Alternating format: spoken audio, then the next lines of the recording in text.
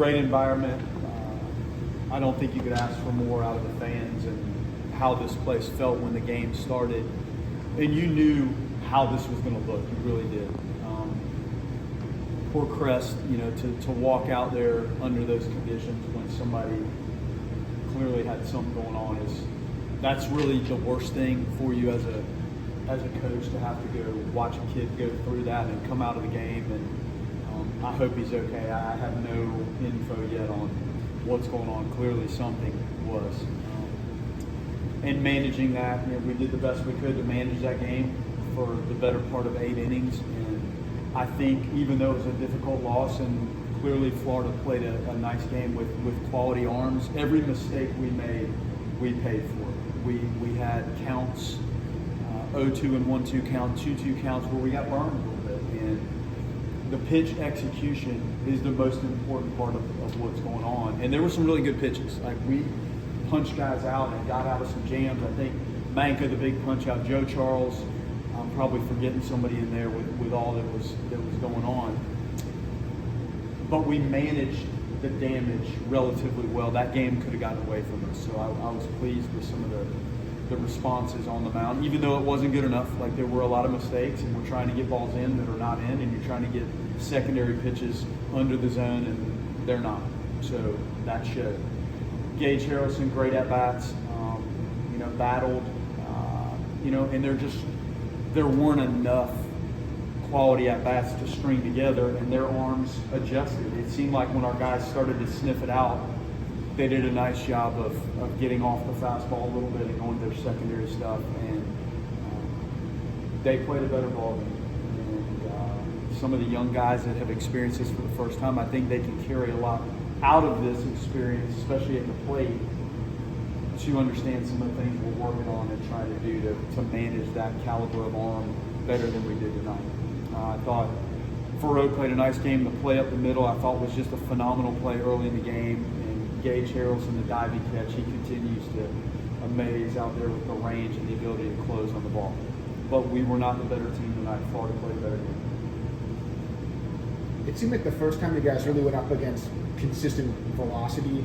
I know you go up against that in practice, but you just think that they were kind of getting the fastballs into you guys, and that was why I kind of fall behind in counts? Yeah, we just didn't adjust, and you don't have a lot of time to adjust between the at-bats. We talk about the rhythm and what a fastball feels like. You almost have to feel that from the dugout, and that's easier said than done. But at this level, and with the experience these guys have, and even the experience of seeing very similar stuff from our staff, you don't like to see the velocity itself get you. And it did. There was a sequence there where we popped a lot of balls up, but some of those guys have not been through it in this environment. This is a little different than when you're doing things in the cage. The adrenaline and maybe the feel and trying to do a little bit too much at times to match the velocity is not always the answer. Sometimes you have to simplify it and maybe even do a little bit less. So when I say the lessons learned in this, some of those younger guys, I think, can take that and really understand now what it feels like in this setting with the adrenaline and the juices flowing a little bit more, and then try to calibrate a little bit better with the fastball. You just don't have enough time to spare. It's got to be an instantaneous feel that you have. Did Evan give you guys any feedback on what he was feeling? Well, I knew where he was pointing, and that was enough. So he felt it a couple pitches, and then clearly he was looking at us, and I was curious. I'd never seen that mannerism before, so I could tell something was not quite right, and that's tough. Like that, it does take the wind out of your sails, and it's not in any way an excuse for how we play, but there is that quietness that goes over everybody, our fans, our team. So it's unfortunate, and I hope it's not a serious thing. How challenging is it? You mentioned the mistakes, but obviously when Evan goes out and you have the pick off that goes wide, second comes home, how challenging is that when you just kind of had something that hits you in the gut for that to go on, and you think that kind of maybe snowballed a little bit in those opening 3 or 4 innings? Well, probably. The pickoff, and then they capitalized. They did a really nice job, and good teams do that. We've seen our team do that, and we will do when you find that little chink in the armor and a team gives you an opportunity, your quality teams tend to capitalize. It doesn't happen every time, but tonight it happened with frequency. And we didn't contain the ball sometimes behind the plate as well as we needed to. They seem to capitalize. We don't contain the pickoff. I know it's a very tough play. And then the mistakes, like some of the mistakes on the mound, like it's not a glaring glitch that happens defensively. It might be missing your location by 6-8 inches, but that is massive when you're talking about the game played at this level. So every little mistake we made, they absolutely capitalized on tonight. And it could have we made plenty more, and I was proud of some of the guys that came in that did hold the game in check, because that was on the verge of getting away from us a little bit. A few of the wild pitches that seems like they punish, it feels like they're balls Jackson normally blocks. Do you think that's just getting back up to speed, or maybe not being 100% yet? I don't know. But yeah, he usually contains those. And sometimes, you know, a difficult block that does carry him a little bit is one thing. He had a couple that he didn't even contain. And nobody's given it a better effort than him. I will tell you that. So it's not anything to do with the effort. You know, keeping your eyes ahead of the ball when you are catching, and you're trying at times to be in a position to receive versus maybe block and contain, and that transition is the most challenging thing at that position. And with the caliber of the stuff that we're running up there, it makes it that much more difficult. So that adjustment when you're trying to maybe receive something, or you're expecting to receive it, and it turns into a really challenging block, it's tough. You mentioned a couple of times guys experiencing this for the first time. Did you sense any nerves or anxiety in the dugout, and did you see any leadership from the older guys that had been through this, trying to help the guys out and get them going? I saw no nerves at all. And yes, the older guys, I hear Lodis and Max and Fish talking to Miles and BJ and helping them understand, like, this is what the fastball looks like, this is what the breaking ball, this is what you can see. So I didn't see anything out of Miles or BJ or the new guys or Prescott or any of the guys that were in the game out of the bullpen. Manka, I mean, look at the situation we put some of these guys in today. So I did not see any nerves. I didn't see the execution required to win a game like this, but I didn't feel that it was nervousness or fear of the competition at all. Coach, do you feel like despite the outcome of the game probably not being what you guys wanted, do you feel like that pressure, that lack of pressure to like remain undefeated, do you think that's gonna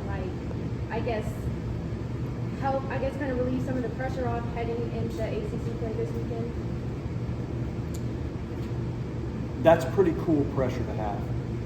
And I think the guys take a lot of pride in that. It's hard to do that. There's things that happen in these games that it just doesn't go your way sometimes. And to get to this point and banged up, like we got guys that you thought would have been playing, could have been playing, could help. They're not. It's pretty remarkable. But I think they like that. And there's enough challenges in this thing just to walk out there and try to play well.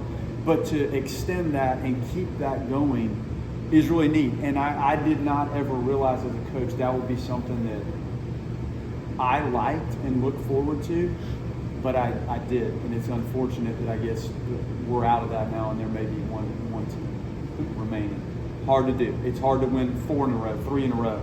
Sometimes it's hard to win 2 games in a row. And I don't care who you're playing. There have been some good teams that have come in here. And it's not easy to get to this point where we're even having this type of conversation. Coming into the year that John was starting to find some consistency, but since that first outing hasn't really been able to command the baseball. Just what do you see from him the last few weeks? Well, everything has ticked down a little bit, and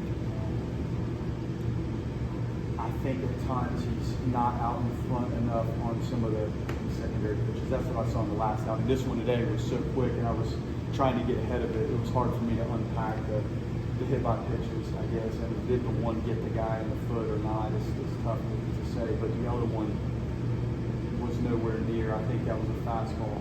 We left it up. So getting that thing back down in front with the extension that we usually see with the finish, whether it's fastball or the secondary pitches, that's what And it's tough. Like when you have some outings that you stack that don't go your way, and I talked to him in the meeting. Like you got to recalibrate and flush and toughen and grow and go with it. And he's going to have a chance in the next couple of days to touch and feel it and do some work. He'll sort it out. He'll help us. On the flip side, getting Hudson back on the mound, just how big is that for you guys? It's huge. I actually thought this stuff was maybe better than before he had his injury. He's up to 93. I think he threw a lot of pitches that could have gone either way. I thought his breaking ball that he threw was really, really good. And it's hard. You look at the line score, if you just look at it, what is it? A third of an inning, 2 walks, and then no strikeouts, whatever. That stuff was probably better than when he left the game in his first outing. So that's encouraging. We haven't talked to you since Saturday. Is Jamie still tracking in his work to be back out there on Much Friday? better. Now, it may not be Friday because of his little setback, but he is trending to pitch this weekend. He's trending. It may not be. So it may shuffle the rotation? It may. But he's, he missed a day, and you're kind of figuring out what's right, and it looks like he's on track to pitch this weekend. And if it's not Friday, it's not Friday. That doesn't matter to me as much as him being Jamie and doing his thing when he's called upon.